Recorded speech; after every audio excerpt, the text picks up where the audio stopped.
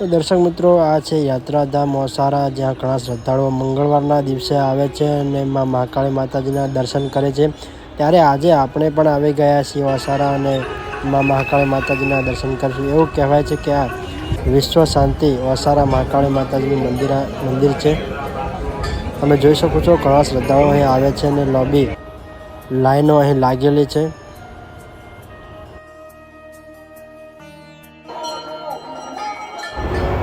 Guys, આ મંદિરને only for મંગળવારના જ દિવસે ખોલવામાં આવે છે.